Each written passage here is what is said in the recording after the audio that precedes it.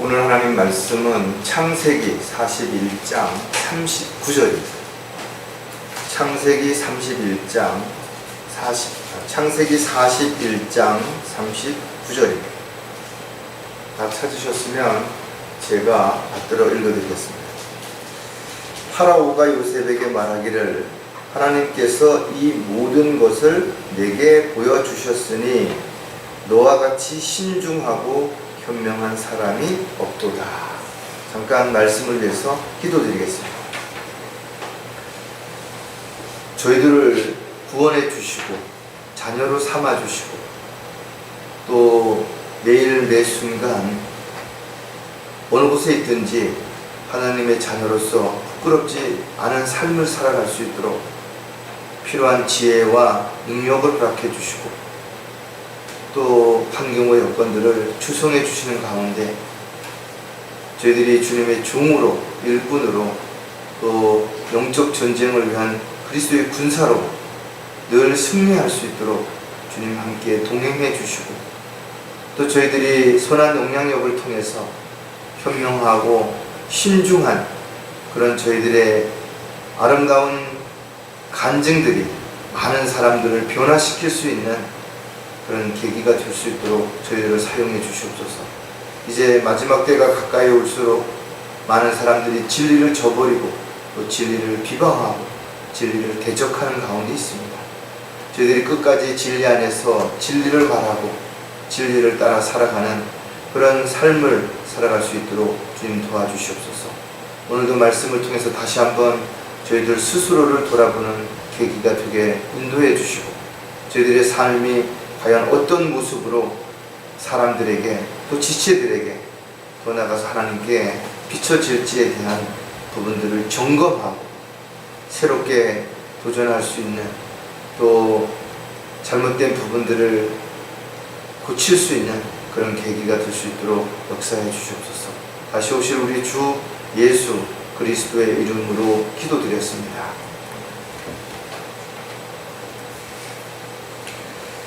성경을 읽어보면 믿음으로 참 어려운 시험을 통과한 그런 사람들의 이야기가 기록이 되어 있습니다.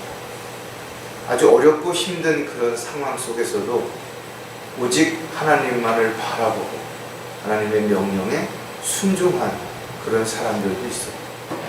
자신의 생명을 아낌없이 내어준 사람들도 있고 자신이 하고 싶은 것들을 포기하고 오직 종으로 일꾼으로서의 삶을 살아온 그런 많은 믿음의 사람들이 있죠.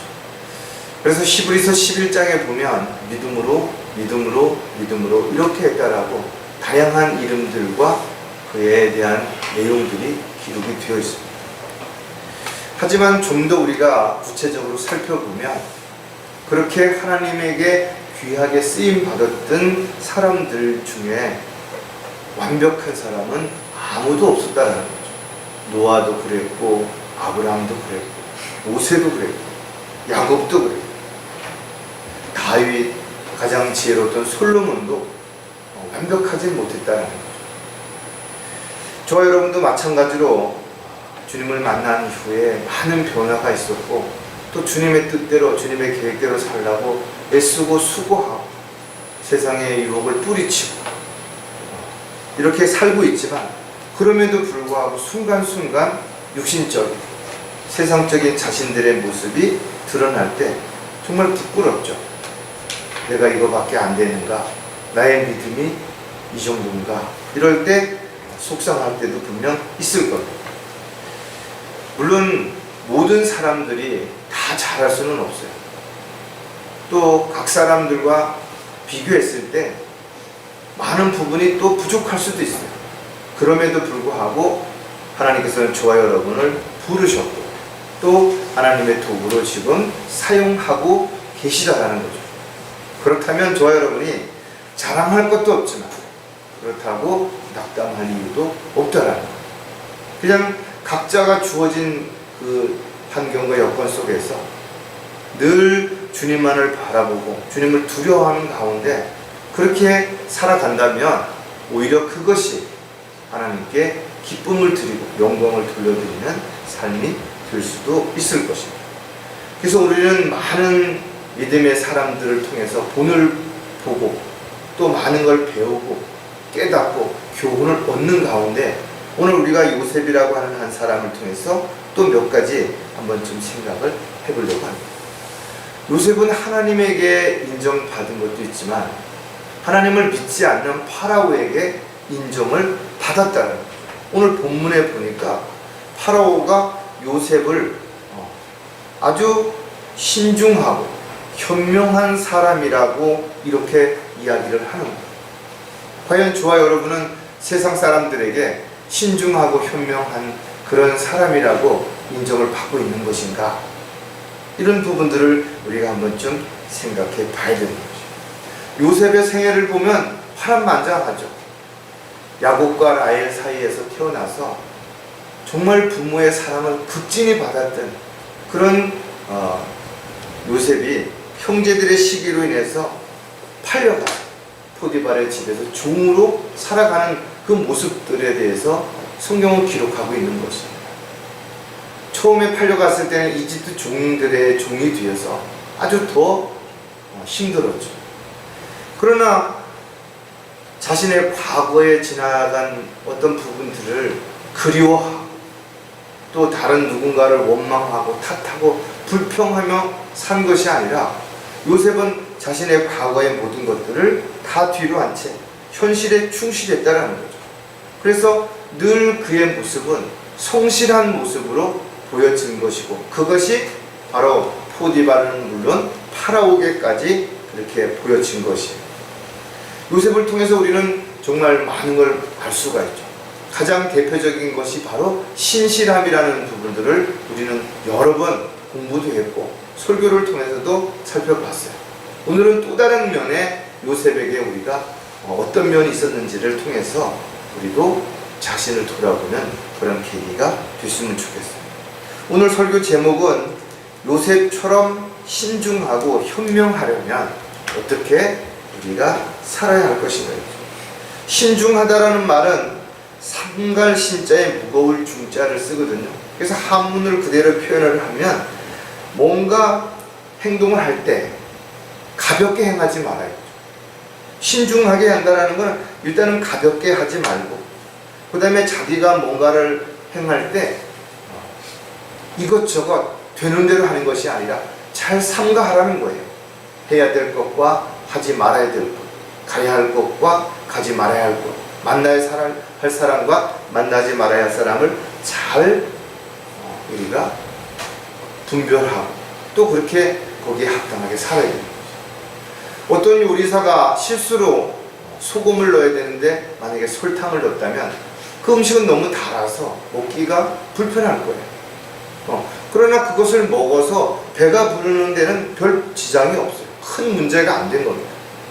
하지만 의사가 실수로 사람을 잘못 다루면 그 한 번의 실수가 생명을 앗아갈 수도 있어요. 이처럼 우리가 가벼운 일뿐만 아니라 중요한 일일수록 더 신중하게 처신하지 않으면 한마디 말, 한 번 행동이 수많은 사람들에게 영향력을 끼칠 수 있다는 거죠. 특히 여러분들이 신앙생활을 하고 하나님을 믿는다고 말하면서 여러분들이 친구라든지 직장 동료라든지 주변 사람들에게 보여지는 말 한마디 행동 하나는 그 사람들을 실족시킬 수도 있어요. 그 사람들에게 하나님을 원망하게 불평하게 만들 수도 있기 때문에 더더욱 우리가 아주 신중해야 되는 부분이 분명하다 이거죠. 그래서 솔로몬은 사람의 신중함은 그의 노를 늦추며 그랬어요. 여러분들 화내기를 더디하라고 그랬죠. 사람은 감정의 동물이기 때문에 어떤 안 좋은 상황이 되면 화가 나는 거예요. 그래서 막 목도 뻣뻣해지고 혈압도 오르고 몸이 경직되기도 하고 그럴 때 우리가 조금 더 신중해지면 그런 것들이 시간이 지나면 자연스럽게 가라앉아서 화를 중지할 수도 있는 것이죠.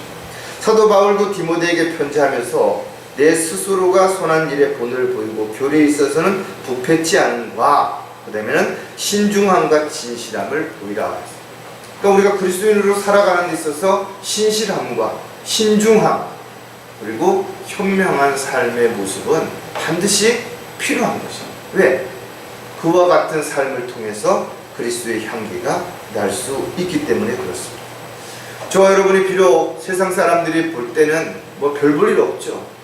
뭐 특별히 잘난 것도 없고 능력이 있는 것도 아니고 성공한 것도 아니고 돈이 많은 것도 아니고 지식이 많은 것도 아니죠.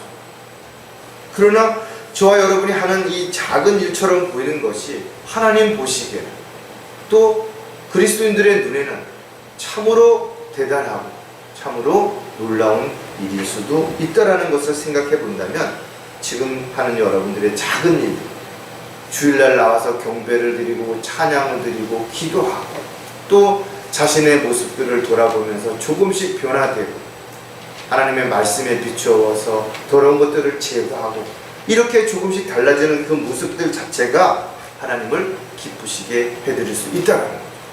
어린아이가 부모를 기쁘게 하는 것은 대단하게 무슨 놀라운 일을 하는 거 아니에요. 웃어주고 재롱을 부리고 잘 걷고 잘 먹고 이러는 모습들이 부모를 기쁘게 하는 것처럼 저와 여러분이 뭐 대단한 사람 아니에요.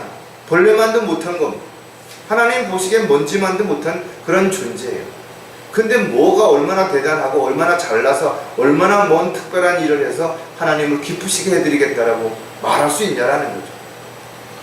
가장 중요한 것은 우리를 이렇게 만드신 분이 하나님이신 거죠. 하나님의 창조 목적에 따라서 우리를 키를 크게도 만들고 작게도 만들고 등치가 크게 작게 머리가 좋게 나쁘게 잘생기고 무슨 다 이유가 있으시다라는 거죠. 그렇다면 불평하기보다는 지금의 나, 지금의 내가 할 수 있는 일, 지금 나를 통해서 드러나는 열매들 이것을 통해서 하나님을 기쁘시게 해드리는 그런 삶을 살아가는 것이 가장 가치 있는 삶이다. 그러기 위해서 우리는 다시 한번 요셉을 통해서 우리가 신중해야 된다는 것과 현명해야 된다는 것들을 다시 한번 점검해보는 그런 계기가 됐으면 좋겠어요. 자, 요셉처럼 신중하고 현명하기 위해서 우리가 오늘 세 가지를 살펴볼 텐데 그 중에 첫 번째가 말과 행동이 일치해야 한다는 거죠. 가장 중요한 것은 말 따로 행동 따로 그러면 안 되는 거죠. 말로는 뭐를 어떻게 해야 된다 그러면서 자신은 안 지켜요. 의사들이 말하는 것처럼 살면 누구나 장수할 수 있고 사고와 질병으로부터 자신을 보호할 수 있죠. 그런데 의사들은 왜 자신들을 못 지키는 것이냐? 말하는 대로 그렇게 살지 못하기 때문에 그런 것이죠. 오히려 많은 것을 배우고 많은 것을 가지고 많은 것을 행하고 사회의 어떤 귀감이 될 수 있는 그런 사람들이 어떻게 보면 아주 치명적인 단점이라든지 또는 안 좋은 나쁜 습관이나 버릇을 가지고 살아가는 사람들이 있습니다. 사무엘이 이새의 아들 중에 한 사람을 선택해서 왕으로 삼기 위해서 갔을 때 이새의 아이들은 모두 다 잘나고 키도 크고 누가 보더라도 왕으로서 제목이 분명했다라는 거죠. 근데 하나님께서 허락하지 않으신 거예요. 그런데 어린 나이에 양을 치는 다윗을 바라봤을 때 다윗에게서는 또 다른 모습을 보았는데 성경에 보니까 이새의 한 아들을 보았는데 그는 하프를 타는데 기교가 있고 용맹한 사람이라서 어린 나이지만 그가 물맷돌을 가지고 양을 지키기 위해서 이리와 싸우는 그런 용맹함이 그에게 보였던 것이에요. 형들이 가지고 있지 않은 초라한 모습 가운데서도 그 안에 숨겨져 있는 놀라운 이런 모습들을 보았기 때문에 하나님께서는 사무엘을 통해서 다윗에게 기름을 붓는 이런 일들을 우리가 성경을 통해서 볼 수가 있죠. 하나님은 사람의 외모를 보는 거 아니에요. 그 사람이 가지고 있는 내면적인 그런 모습들을 통해서 하나님이 이를 어떻게 사용할 것인가 하나님의 계획과 뜻 가운데서 부르시는 것입니다. 따라서 대부분의 사람들이 말하는 것처럼 자신을 스스로 PR 시대라 해서 나는 이런 사람이라고 자랑하고 있다 이거죠. 하지만 실질적으로 그런 사람들 대부분이 말만 앞서지 행동으로 그것을 뒷받침해 주는 사람들은 많지 않은 것이에요. 저와 여러분은 자신이 어떤 말을 하기 전에 한 번쯤 더 신중하게 자기 자신을 돌아보고 또 지금의 형편과 처지를 살펴보고 나서 그 다음에 말을 아껴서 하는 그런 사람들이 되어야 될 것입니다. 왜냐하면 한마디 말이 천냥빚을 갚는다는 속담도 있는 것처럼 때로는 그 한마디가 누군가를 위로하고 용기를 주고 도전을 주고 또 새로운 것을 시작할 수 있는 기회를 만들어 주기도 하지만 오히려 반대로 낙담하게 만들고 좌절하게 만들고 포기하게 만들고 스스로 자신이 부족하다라고 자포자기하게 만드는 결과를 가져올 수도 있기 때문에 그렇다라는 거죠. 또 모든 사람들이 자신이 내뱉은 말은 다시 주워 담을 수 없다. 순간적으로 그 말들이 어딘가에 누군가에게 전달되기 때문에 성경은 어떠한 빈말이라도 반드시 해명해야 될 때가 온다라고 얘기죠. 많은 사람들이 되지도 않는 이야기들을 막 하고 있어요. 정치인들만 그러는 거 아니에요. 그런데 그 말이 결국은 자신의 발목을 붙잡거나 올무가 되거나 구속하는 그런 일로 인해서 오히려 더 힘들어하고 더 고통받는 사람들도 너무나 많이 있다. 따라서 저와 여러분이 신중한 사람이 또 현명한 사람이 되고자 한다면 무엇보다도 말과 행동이 일치하는 그런 삶이 지속되어야 됩니다. 왜냐하면 어느 날 갑자기 말과 행동이 일치하지 않으면 사람들은 우리를 위선자라고 손가락질할 것이고 또 가식적이고 형식적인 삶을 살아가는 종교인이라고 비난을 하게 될 것이기 때문에 그렇다는 겁니다. 자, 그렇다면 말과 행동이 일치하기 위해서 우리가 또 몇 가지 생각해야 될 부분들이 뭔가 하면 맹세한 것을 반드시 지켜야 한다. 성경은 맹세에 대한 부분을 아주 강력하게 다루고 있어요. 너희는 또 옛 사람들이 말했던 바 너는 거짓 맹세하지 말지니라 또 주께 했던 맹세를 지키라고 한 것을 들었거니와. 이스라엘 백성들에게 주시는 권면의 말씀이죠. 그런데 이것을 우리가 다시 한번 우리 스스로에게도 적용시켜보면 동일하죠. 함부로 사람들 앞에서 내가 뭘 하겠다라고 이렇게 말하면 안 된다는 거예요. 왜? 상황에 따라서 그것을 지킬 수 없는 상황이 될 수도 있다는 거죠. 또 지금은 할 수 있었는데 시간이 지나면서 그와 같은 것을 지킬 수 없는 그런 문제가 생길 수도 있어요. 그래서 잘 될 거라고 생각을 해서 미리 말했는데 잘 안 되면 어떡할 겁니까? 이번에 성공할 줄 알았는데 성공 못하면 어떡할 겁니까? 그래서 자신에게 이루어지지 않은 것을 미리 맹세함으로 인해서 그것이 헛된 맹세가 되고 거짓 맹세가 되고 그것이 죄를 짓는 결과를 가져오면 안 되기 때문에 그렇다는 거예요. 야고보서 5장 12절에 보면 나의 형제들아 무엇보다도 맹세하지 말라. 하늘로도 말고 땅으로도 말며 어떤 다른 맹세로도 말지니라. 다만 너희는 예할 것은 예하고 아니라 할 것은 아니라 하여 정죄에 빠지지 않도록 하라. 자기가 맹세해놓고 지키지 못하면 죄를 짓는 것이고 정죄에 빠지게 되는 것이고, 그래서 미리 나는 이렇게 하겠다, 이렇게 할 수 있다, 나만이 그것을 할 수 있다 라고 말하지 말라는 거죠. 왜? 그것이 잘 안 되면 자기가 한 약속을 바꿀 수밖에 없어. 번복할 수밖에 없어. 그랬을 때 신뢰가 순식간에 떨어지고 거짓말쟁이가 되는 결과를 가져오기 때문에 그렇죠. 어떻게 보면 하나님의 자녀로서 또 일꾼으로서 도구로서 살아가는 건 너무나 단순하죠. 그냥 주인이 시키는 대로 하면 되는 거예요. 잘했든 못했든 최선을 다했으면 그 다음에는 이제는 그 평가는 내가 하는 게 아니라는 것이죠. 따라서 종인 그리스도인들은 주님의 명령에 순종하고 따르든지 아니면 자기 생각이나 자기 계획을 앞세워서 거절하고 불순종하든지 둘 중에 하나인 것이죠. 안타깝게도 마지막 때 많은 사람들이 믿음을 저버리고 세상으로 돌아갈 것이고 진리를 비방할 것이고, 저와 여러분은 나는 절대 그러지 않는다 라고 말하기 전에, 그런 맹세하기 전에, 나는 믿음이 견고하기 때문에 절대 흔들린다 이런 말 하기 전에 하루하루 믿음을 지키고 주님이 오실 때까지 최선을 다하는 저와 여러분이 반드시 될 수 있어야 될 것이죠. 자, 말과 행동이 일치하려면 신뢰를 잃지 말아야 된다 이거죠. 신뢰를 잃는 순간 내가 하는 모든 말들이 상대에게는 거짓말처럼 들릴 거예요. 헛된 약속처럼 들릴 수도 있기 때문에 그렇다라는 거죠. 따라서 신뢰라고 하는 것은, 쌓는 것은 아주 오랜 시간이 걸리고 무척 힘들지만 무너지는 건 한순간이고 순식간에 곤두박질 칠 수밖에 없기 때문에 그런 것입니다. 따라서 저와 여러분은 자신을 물론 상대의 입장과 형편을 잘 알지 못하는 상태에서 자기 주장만, 자기 입장만 내세워서는 안 되는 것이죠.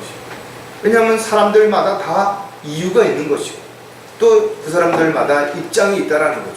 그래서 우리는 좀 더 신중하게 모든 것들을 살펴보고 서로 간에 어떤 말이나 행동으로 인해서 신뢰를 잃지 않도록 해야 된다. 좋은 말이라 할지라도 상대방이 그것을 받아들일 수 없는 상황에서 하는 말은 오히려 그것이 그 사람에게 상처를 주거나 부담만 줄 수도 있어요. 모든 것들은 때가 있고 모든 것들은 적절하게 거기에 맞는 그런 말과 행동들을 우리가 할 때 신뢰를 쌓게 되는 거죠. 어떤 사람들이 충고를 했을 때 그 사람이 신뢰를 잃어버린 상태에서 이야기한다면 너나 잘해라 이렇게 속으로 이야기할 수밖에 없다 이거죠. 그래서 신뢰를 잃지 않기 위해서 우리는 모든 부분에 있어서 말과 행동이 일치해야 돼요. 그런 일치하기 위해서는 우리는 말을 어떻게 해야 돼요? 성경에서 이야기하는 것처럼 정말 소금으로 맛을 내야 돼요. 그렇게 하라는 거예요. 아주 적절하게 하라는 겁니다. 골로새서 4장 6절에 보면 너희의 말이 항상 은혜와 더불어 있게 하고 은혜와 더불어 있게 하라는 거죠. 그러니까 은혜가 되지 않는 말은 하지 말라는 거예요. 소금으로 맛을 내듯 하라. 이는 각 사람에게 어떻게 대답해야 하는가를 알게 하려는 것이다. 정말 여러분들이 음식을 잘 준비해 놓고 간을 맞추는 데 있어서 소금을 넣은 거와 안 넣은 거는 천지 차이죠. 적절하게 소금을 해서 정말 맛있는데 너무 많으면 짜고 너무 안 넣으면 싱겁고, 그래서 적절한 부분들이 필요하다. 그래서 그리스도인들은 말을 안 하는 것도 잘하는 게 아니에요. 말을 많이 하는 것도 잘하는 게 아니라 적절하게 꼭 필요한 말씀을 은혜가 될 수 있도록 그렇게 하는 것이 가장 잘하는 것이죠. 또 저와 여러분이 자신이 한 말로 인해서 다른 사람을 변화시킬 수 있다면 참으로 대단한 것이죠.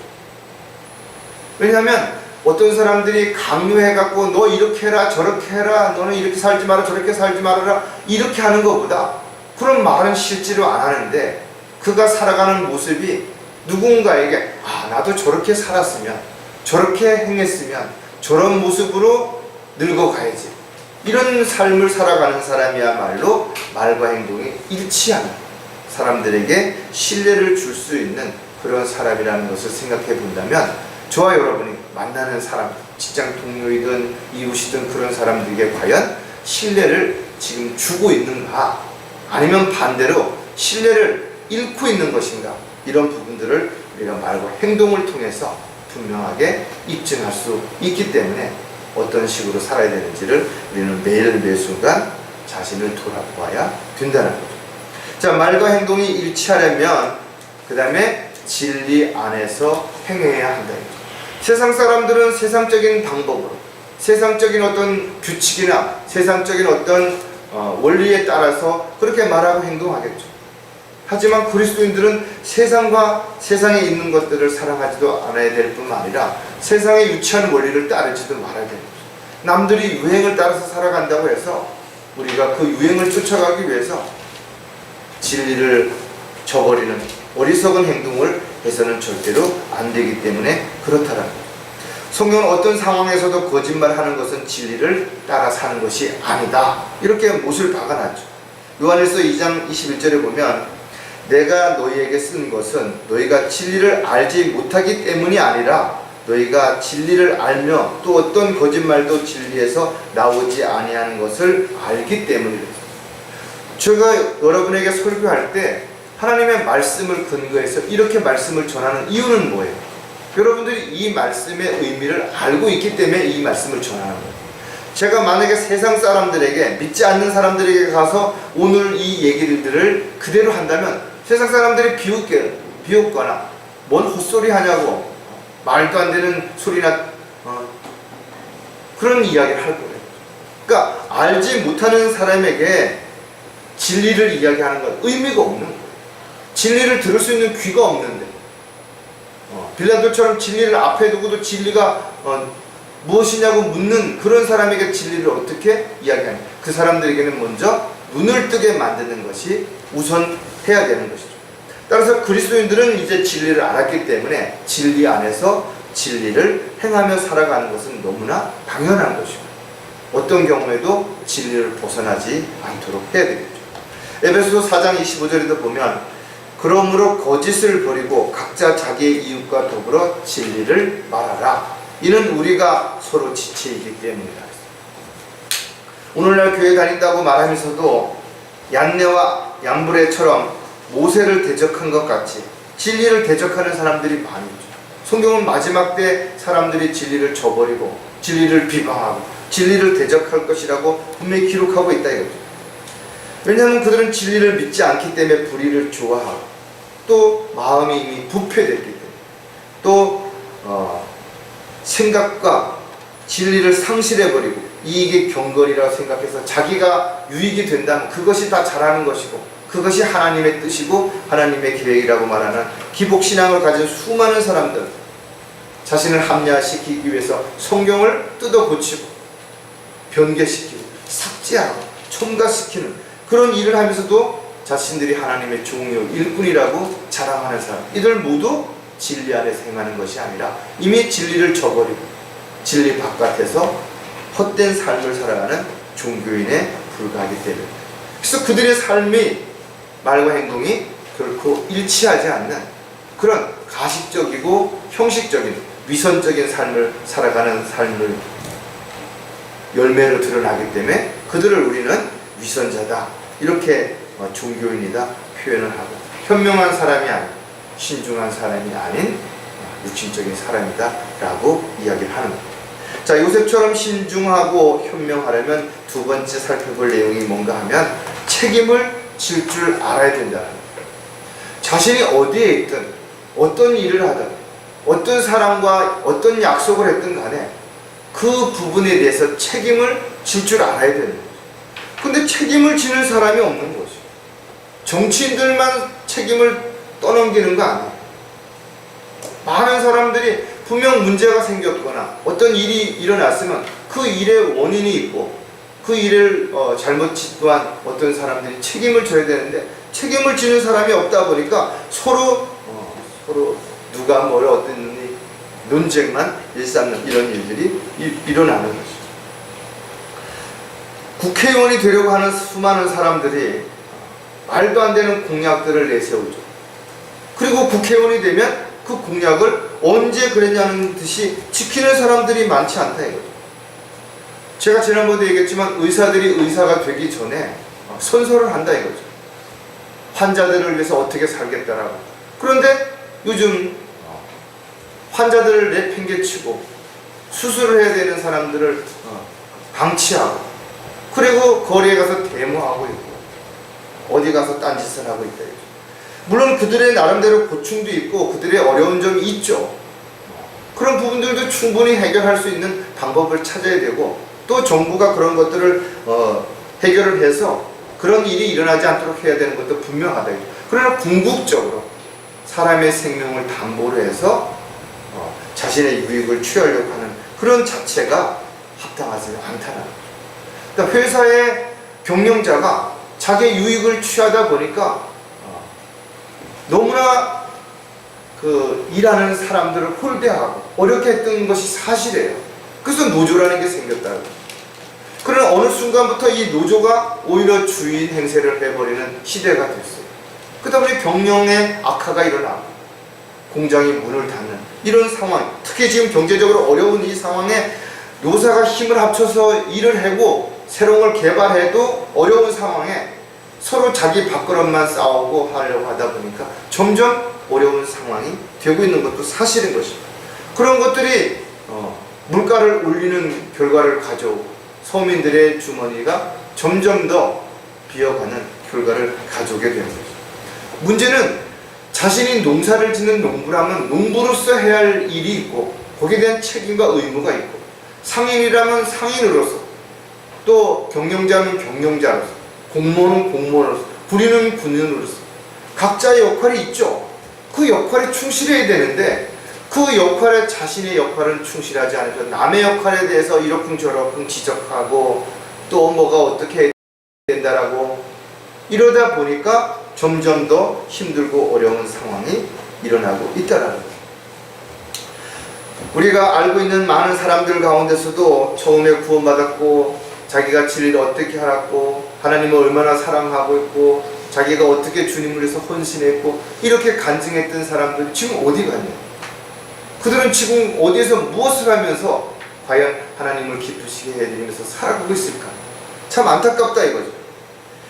어쨌든 그들의 이유가 무엇이든 변명을 어떻게 하든 간에 세상으로 돌아간 것이 다시 옛날로 돌아간 것이 영적인 눈이 멀어서 자신이 지금 어디로 가는지도 모르는 것이 자기가 하는 일이 결코 하나님을 기쁘시게 하는 일들이 아닌데도 불구하고 그것을 즐기고 그것을 열심히 하면서 하나님을 기쁘시게 하는 종이라고 일꾼이라고 착각하고 있다면 얼마나 어리석은 사람이 얼마나 신중하지 못한 사람인가 우리가 한번 좀 분명히 생각을 해봐야죠. 저와 여러분도 어떤 부분이든 간에 자신에게 주어진 일에 대한 책임을 반드시 져야 되는 거죠. 그래서 책임자가 될수록 힘든 겁니다. 무엇을 판단하고 결정해야 되기 때문에 그런 것이죠. 그런데 그와 같은 것들을 결정하고 그것을 실행할 때는 얼마만큼 신중해야 되겠어요. 얼마만큼 현명하게 거기에 대한 답을 찾아야 되겠어요. 그래서 하나님의 인도하심과 돌보심이 없다면 어떻게 할 수 있겠냐고요. 마귀가 온갖 술수를 써서 귀를 어둡게 하고 눈을 가리고 좋은 것을 통해서 우리로 하여금 엉뚱한 것을 바라보게 만들고 이러는 가운데 우리가 분별력을 가지고 주님만을 바라보고 살아간다는 건 결코 쉽지 않은 거예요.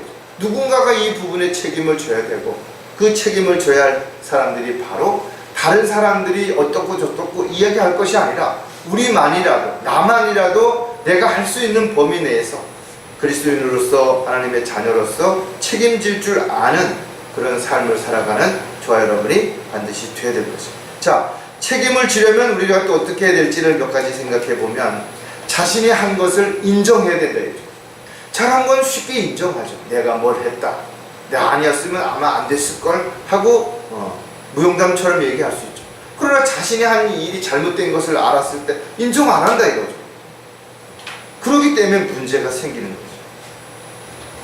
복음을 전하는 일은 참으로 대단한 일이죠. 놀라운 일이고 천사조차도 할 수 없는 그런 일들을 주님이 우리에게 맡기신 것이죠. 그럼 우리는 그 일들을 위해서 이 마지막 때의 부름을 받은 종이라는 거예요. 물론 잘하는 사람도 있고 못하는 사람들도 있을 수 있어요. 그러나 그 차이는 있을 수 있지만 분명한 것은 우리가 잘하든 못하든 주님 부르시는 그날까지 이 일을 지속해야 된다는 것은 다를 것이 없는 것이에요. 그래서 다른 사람하고 나하고 비교하는 것이 아니라 내 스스로를 돌아볼 때 아, 내가 정말 이렇게 살아야 되는데 이렇게 못 살고 있다. 그걸 인정하는 거예요, 먼저. 그리고 하나님 앞에 자백하고 또 다시 시도하고 다시 도전하고 이러는 것이 우리에게 필요하다는 것이죠. 사도 바울은 디모데에게 오 디모데야 내게 맡겨진 것들을 지키고 비속하고 허황된 말장난과 거짓되이 일컬어지는 과학과 변론을 피하라.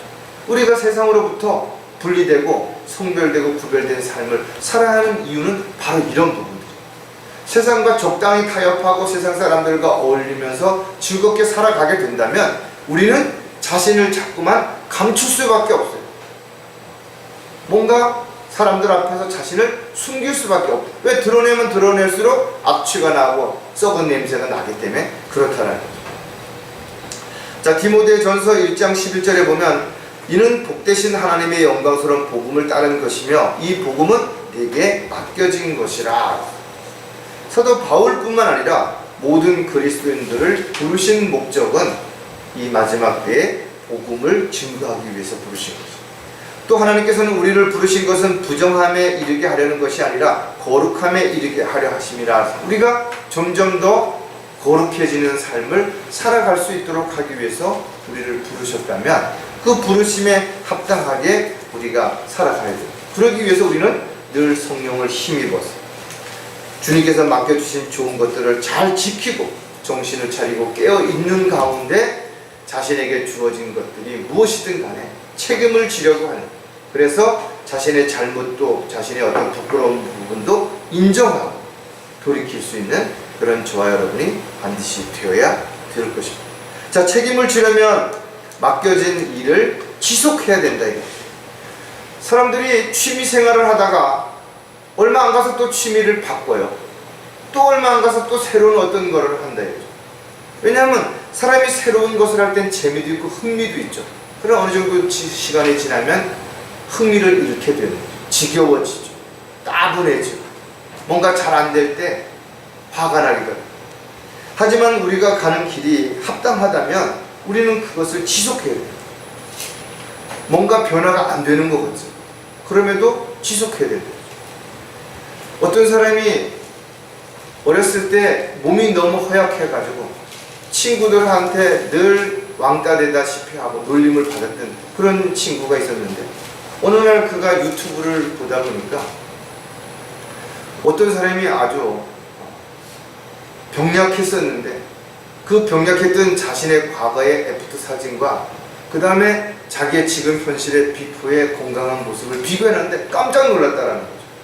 그 비법이 다른 것이 아니라 매일 아침 저녁으로 집에서 팔굽혀펴기 하고 그 다음에 턱걸이 하고 뭐 걷고 앉았다 일어났다 하고 그런 거를 반복적으로 했더니 그것이 한 달이 지나니까 좀 달라지고 1년이 지나니까 또 달라지고 그렇게 해서 몇 년이 지나니까 지금의 모습이 됐다라는 거죠. 누가 보더라도 그렇게 간단한 거 금방 그렇게 변화될까? 변화가 안 되죠. 그런데 지속했더니 그게 가능했다라는 거예요. 많은 사람들이 운동을 해야 된다는 거 알아요. 많은 사람들이 건강 관리해야 된다는 거 알아요. 또 뭔가 배워야 된다는 거 알아요.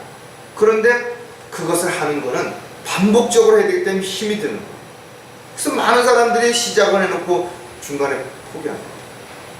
올해는 내가 다이어트 한다. 올해는 내가 뭐 금주를 한다. 올해는 내가 뭘 한다. 수많은 사람들이 약속을 하잖아요. 그러나 지키지 못한다. 왜? 꾸준히 못하기 때문에. 갈라디아서 2장 5절에 보면 우리가 단 한 시간도 그들에게 복종하지 아니하였던 것은 복음의 진리가 너희와 함께 지속되게 하려는 것이라. 뭔가 지속되게 하려면 그만큼 누군가가 힘들고 어려운 과정 속에서 그것을 끝까지 지켜가야 되는 거죠. 저와 여러분은 주님이 다시 오시는 것을 믿고 있다 이거죠. 그리고 그 날짜를 모르는 거예요. 하지만 우리는 매일매일 주님이 다시 오시는 걸 사모하며 기다리는 삶이 지속돼야 되는 거죠. 또 그러면서 그냥 있는 것이 아니라 우리에게 맡겨진 복음을 전파하고 진리를 증거하는 그런 일들을 해야 되는데, 자신을 돌아보니 어느 순간에 열정이 식은 것이에요. 그렇다면 어떻게 해요? 그 열정을 다시 살려야 되겠죠. 뭔가 주님을 위해서 일하려고 하니까 건강이 안 좋은 거예요. 그렇다면 어떻게 해요? 우리가 건강을 빨리 되찾을 수 있도록 지금 내가 건강을 위해서 뭘 해야 될지 가장 쉬운 것부터 가장 가까이 있는 것부터 하나씩 해나가야 되는 거예요. 왜냐하면 우리가 열정이 식고 건강이 악화되면 마음으로만 가지고 주님이 기뻐하시는 일을 할 수도 없고 지속적으로 믿음을 지키고 살아갈 수 없기 때문에 그런 것입니다. 따라서 저와 여러분이 믿음의 선한 싸움을 싸우고 달려갈 길을 마칠 때까지 우리는 이 길을 지속적으로 가야 되는 것입니다. 중간에 멈추는 순간, 곁길로 가는 순간 우리는 진리에서 이탈되는 것이고 믿음의 대열에서 떨어져 나가게 되기 때문에 그렇다죠. 따라서 저와 여러분이 하나님의 자녀라면 하나님의 자녀로서, 일꾼이라면 일꾼으로서, 종이라면 종으로서 자신에게 맡겨진 일에 대한 책임을 반드시 질 줄 알아야 우리도 신중하고 현명한 사람이라고 우리가 인정을 받게 될 수 있다는 겁니다. 자, 책임을 지려면 또 한 가지가 뭔가 하면 믿음의 뿌리가 깊어야 된다는 거죠. 뭔가 뿌리가 깊지 않으면 작은 바람에도 쉬 뿌리채 뽑혀서 넘어지죠. 그러나 인생이라는 것이 살다 보면 태풍과 같은 힘겨운 그런 상황에 처할 수도 있어요. 홍수가 날 수도 있고 가뭄이 들 수도 있죠. 그럴 때 생명을 지키기 위해 어떻게 해요? 뿌리가 깊이 내려가야만 그것이 가능하다라는 거예요. 따라서 상황이 어떻게 바뀌든 형편과 처지가 어떻게 달라지든 우리가 믿음을 지키려면 우리의 믿음이 하나님 말씀 깊이 뿌리를 내리고 있어야 되는 거죠. 그래서 어떤 상황에서도 주님만을 바라볼 수 있어야 되는 거죠. 고린도전서 15장에 보면 나의 사랑하는 형제들아 견고하라, 흔들리지 말라, 항상 주의를 넘치게 하라, 이는 너희의 수고가 주 안에서 헛되지 아니한 줄을 너희가 알미라 그랬습니다. 하나님께서 이스라엘 백성들에게 내가 돌아오려거든 눈앞에서 가증한 것들을 버리면 내가 흔들리지 않을 것이라 그랬어요. 이스라엘 백성들이 왜 믿음이 흔들렸어요? 눈에 보이는 것들을 쫓아갔기 때문에 그들이 그랬대요. 그래서 가증한 짓들을 한 거예요. 우상을 숭배하고 해서는 안 되는 그런 일들, 하나님을 대적하고 하나님의 명령을 거역했던 그런 일들을 했다는 거죠. 그런 것들을 버리라 이거죠. 그래야 그리고 돌아왔을 때 그들은 주님의 뜻 가운데서 주님이 원하시는 삶을 살아갈 수 있을 것이라는 것을 우리에게 가르쳐 주는 거예요. 자, 히브리서 12장 27절에 보면 이 또 한 번이라는 말의 의미는 이미 피조된 것들로서 흔들리는 것들을 제거하고 흔들리지 않는 것들을 남겨두시려는 것이라.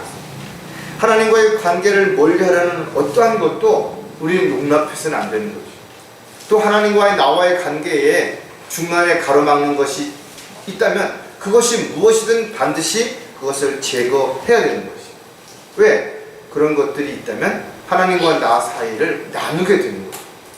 그래서 하나님의 음성을 듣지 못하는 것이, 하나님 앞에 기도가 막히는 것이, 이렇게 됐을 때 쉽게 흔들리게 되고, 흔들리게 된다면 그것이 어느 순간이 지나면 뿌리채 뽑히거나 아예 꺾여져 버리는 이런 결과가 가져오게 되는 거죠. 하지만 우리가 믿음이 견고하게 말씀에 깊이 뿌리를 내리고 있다면 잎이 좀 떨어질 수는 있겠죠. 태풍에 작은 가지가 부러질 수도 있어요. 그러나 곧 다시 새싹이 돋고 가지가 자라날 수 있기 때문에 우리의 믿음은 결코 무너지지 않을 수 있는 거죠. 그래서 저와 여러분은 하나님의 자녀로서 또 일꾼으로서 종으로서 책임을 질 줄 알려면 믿음을 굳건하게 가지고 그 믿음이 흔들리지 않도록 뿌리를 깊이 내리는 그런 삶을 살아갈 때 현명하고 또 신중한 그리스도인으로서의 삶을 살아갈 수 있게 될 거죠. 자, 마지막으로 요셉처럼 신중하고 현명하려면 판단이 아닌 분별해야 한다는 거죠. 많은 사람들이 판단하기 좋아해요. 그래서 정확한 걸 잘 알지도 못하면서 어떤 사람이 이야기만 듣고 그 사람이 그런 사람이라더라, 그 사람이 그렇게 했대, 이렇게 이야기한다 이죠. 요즘 정치인들이 말하는 가짜 뉴스, 수많은 사람들이 일어나지도 않은 일을 일어났다라고 말합니다. 또 조그만 이야기를 과장되게, 또 큰 일을 축소해서 그런 가짜 뉴스들이 얼마나 많은 사람들을 변화시키고 실족시키고 또 파멸의 길로 이끌었는지를 우리가 알 수 있는 거죠. 마찬가지로 오늘날 목사라고 하는 사람들, 신학자라고 하는 사람들, 선교사라고 하는 사람들, 이런 사람들이 하나님의 말씀을 뜯어 고치고 또 삭제하고 변개시켜서 수많은 사람들을 눈과 귀를 가려버렸잖아요. 그래서 봐도 모르는 거예요. 들어도 듣지 못하는 거죠. 이스라엘 백성들이 영적인 귀가 막혔을 때 눈으로 봐도 깨닫지 못했던 것처럼 오늘날 수많은 사람들이 교회를 다니고 있어도 영적인 눈이 멀어서 귀가 닫혀서 거듭나지 않아서 아무것도 모른 채 소경을 인도하는 것처럼 끌려가고 있다는 거죠. 사람들은 대부분 판단받기 싫어하죠. 그러면서도 남을 판단하기를 좋아해서 뒤에서 이러쿵저러쿵 계속 이야기한다 이거죠.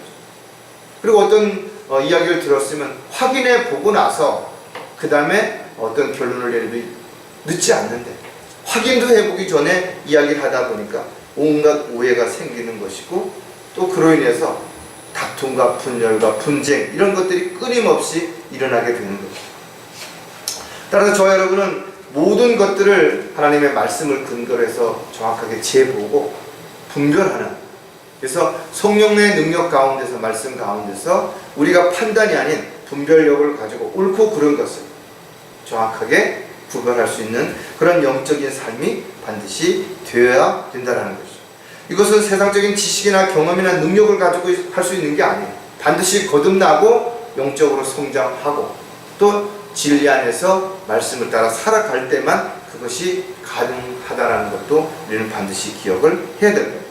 자, 판단이 아닌 분별하려면 어떻게 해야 될 것인가도 또 우리가 몇 가지를 생각해 보면, 가짜와 진짜를 구분해야 됩니다. 여러분, 어떤 사람이 시계를 차고 왔어요. 근데 보니까 롤렉스 시계. 근데 진짜인지 가짜인지 어떻게 알아요? 친구가 백을 하나 들고 왔는데 루먼 똥이야. 그런데 그게 가짜인지 진짜인지 어떻게 아냐는 거죠. 뭐 실밥을 태워보고 손가락으로 긁어보고 뭐 침을 뱉어보고 뭐 어쩌고저쩌고 뭐 말은 많지만 그걸 구분할 수 있는 건 전문가가 아닌 사람은 구분할 수 없어요. 왜 수많은 사람들이 속는 것인가요? 전문적인 지식과 전문적인 분별력이 없기 때문에 그런 거예요. 그럼 오늘날 교회에 있는 사람들이 왜 속는 것인가요? 왜 가짜에게 속아서 자기의 재산, 시간, 청춘을 다 갖다 바치는 것인가요? 분별력이 없기 때문에 그런 것이에요. 즉 분별력이 없다는 것은 성령을 통해서 거듭난 사실이 없기 때문에, 진리의 지식을 가지고 볼 수 있는 영적인 지각이 열려져 있지 않기 때문에 그렇다라는 것이에요. 그래서 우리는 어떤 것을 누가 얼마나 많은 사람들이 이야기한다 하더라도 그것이 성경에 비추어 봤을 때 진짜인지 아닌지를 정확하게 구분을 해야 되는 것이죠. 그래야만 우리의 생활이 올바른 신앙생활이 될 수 있고, 그래야만 하나님 보시기에 합당한 그런 열매 맺는 삶이 될 수 있기 때문에 그런 것이죠. 따라서 우리는 겉으로 눈에 보이는 것만을 가지고 육신적인 판단으로 해서는 안 되는데, 특히 지체들을 함부로 판단하면 안 된다. 아, 저 지체는 왜 저러지? 그 지체가 어떤 상황인지 어떤 입장인지 그걸 잘 모르는 상태에서 겉으로 드러나는 것만 가지고 왜 저 지체는 믿음이 없지? 왜 저 지체는 저렇게 신실하지 못하지? 이렇게 해서 안 된다. 로마서 14장 3절에도 보면 먹는 자는 먹지 못하는 자를 업신여기지 말고 또 먹지 못하는 자는 먹는 자를 판단하지 말라. 이는 하나님께서 그를 받으셨습니다. 저와 여러분은 각자 다 하나님의 자녀인 거죠. 하나님의 사랑을 받는 가장 귀하고 소중한 하나님의 자녀들이라는 것이죠. 함부로 우리가 판단하고 평가할 수 있는 상황이 아니에요. 겉으로 보기에는 참 신실해 보이고 대단해 보이는 사람이라 할지라도 하나님 보시기엔 전혀 그러지 않을 수도 있어요. 따라서 저와 여러분은 형제 자매들을 진리 안에서 소중하게 생각하고 또 함께 연합해서 주님의 귀한 사역을 이루어가는 동력자요 협력자가 되어야 되겠지만, 함부로 자신과 비교하고 판단하고 그래서 평가하고 함부로 말하고 함부로 대하고 그래서는 절대로 안 된다는 거죠. 사람들의 외모를 존중하는 것은 좋지 않으나 이는 한 조각의 빵을 위해서도 그 사람은 범죄하기 때문에 언제 어느 때 범죄하는 것처럼 변질되고 믿음에서 떠나서 세상으로 돌아갈지 아무도 없어요. 우리가 그래서 주님 앞에 서는 날 비로소 누가 승리자인지 누가 믿음을 끝까지 지킨 사람인지를 알 수 있다는 거죠. 절대로, 그래서 저와 여러분은 가라지와 곡식이 끝까지 수확 때까지 그대로 하나님이 두어 주셨다고 해서, 키가 크다고 해서 잎이 넓다고 해서 모두가 다 풍성한 열매를 맺는 거라고 착각하면 안 된다는 거죠. 따라서 저와 여러분이 분별력을 가지고 옳고 그른 것, 가짜와 진짜를 잘 분별해서 정말 올바른 신앙생활을 지속해야 되는 것이죠. 자, 판단이 아닌 분별을 하려면 기준과 잣대가 달라야 된다 이거죠. 그러면 여기 가서는 이 잣대를 쓰고 저기 가서는 저 잣대를 쓰고 여기 가서는 이 기준을 저기가 이렇게 하면 안 되는 거죠. 왜냐하면 대부분의 사람들이 자신을 또 자신의 생각을, 자신의 경험을, 자신의 입장을 기준대로 삼아요. 제가 가끔 이제 강의할 때 이런 얘기해요. 제가 키가 큰 사람이에요? 작은 사람이에요? 이렇게 질문한다. 어떤 사람은 키가 크다고 얘기해. 왜? 그 사람은 나보다 작은 사람이니까 나를 볼 때 내가 크게 보이겠죠. 어떤 사람은 나를 작은 사람이라고 해요. 그 사람은 나보다 키가 크니까 당연히 내가 작아 보이는 것이에요. 그럼 나는 내 기준은 뭐냐? 나는 큰 사람이냐 작은 사람이냐? 어떻게 기준을 하냐? 나는 보통 사람인가요? 나는 오늘 내가 키 작은 사람을 만나면 나는 오늘 큰 사람이에요.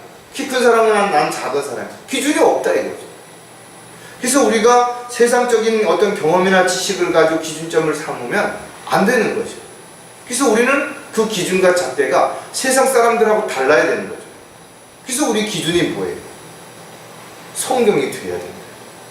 그래서 성경이 최종 권위가 우리에게 되어야만 우리가 올바른 신앙생활을 할 수 있는 거예요. 세상 사람들이 얼마나 많은 사람들이 얼마나 대단한 사람들이 이것이 옳은 것이고 이것이 합당하고 이것이 특별하다고 이야기해도 성경적으로 봤을 때 그건 헛된 것이고 어리석은 것이 우리 점수 줄 게 하나도 없죠. 같이 둘 게 없다라는 거예요. 그게 우리의 기준이에요. 우리의 삶의 목표의 기준이 되는 거죠. 로마서 14장 13절에 그런즉 우리가 더 이상 서로를 판단하지 말고 도리어 형제들 앞에 거치는 것이나 방해물을 놓지 아니하였는지 판단해야 하라. 내가 말이나 행동이 혹여라도 어떤 지체를 걸려 넘어지게 만드는 그런 결과가 되는지 아닌지를 잘 판단하라는 거예요. 그래서 저와 여러분이 말 한마디 행동 하나 또 우리가 하는 어떤 것들이 다 누군가에게 영향력을 미칠 수 있다고 생각을 한다 보면 우리가 얼마나 신중해야 되는지를 우리에게 다시 한번 가르쳐 주는 것이죠. 우리는 아무런 의미도 없이 뜻도 없이 그냥 한 말이나 행동이 누군가에게는 상처가 될 수도 있고 또 누군가에게는 새로운 기준점이 될 수도 있고 변화의 시점이 될 수도 있겠죠.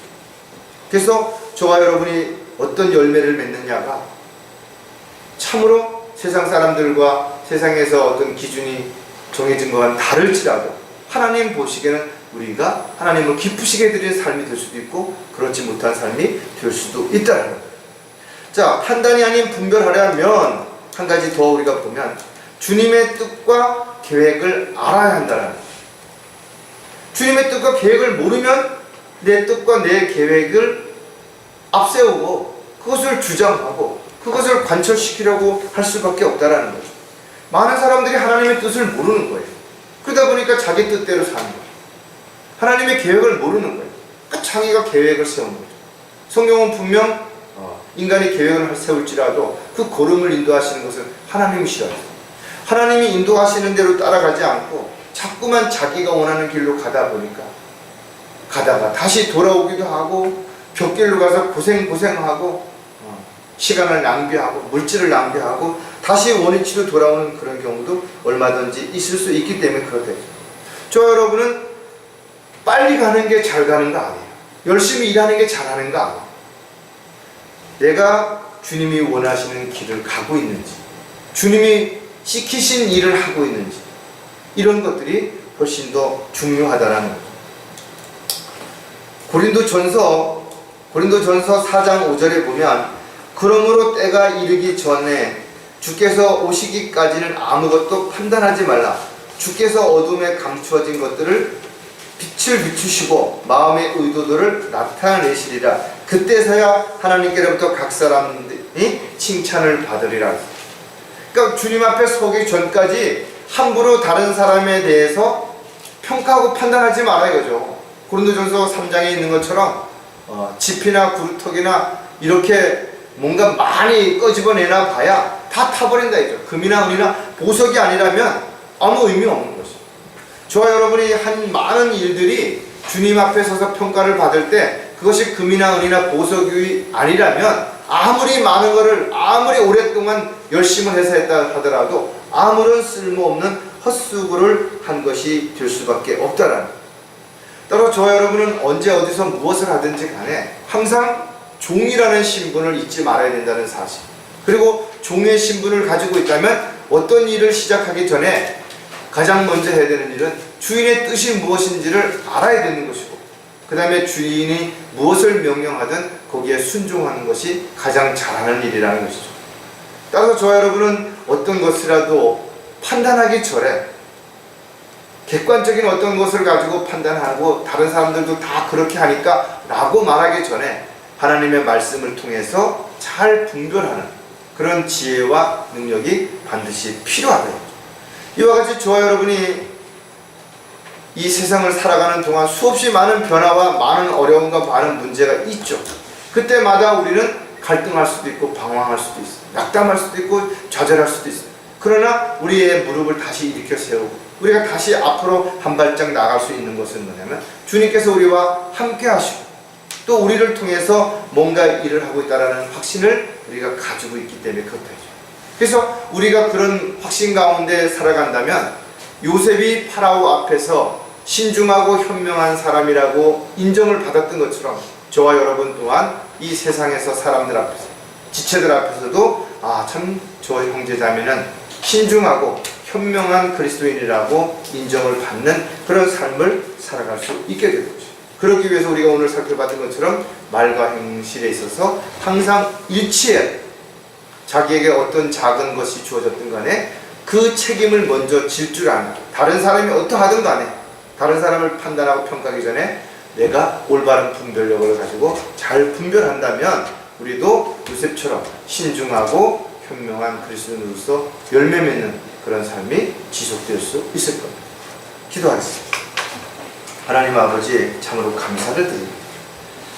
저희들이 많이 변화됐다고 생각하지만 또 돌아보면 아직까지도 내면에는 많은 찌꺼기들이 남아있습니다.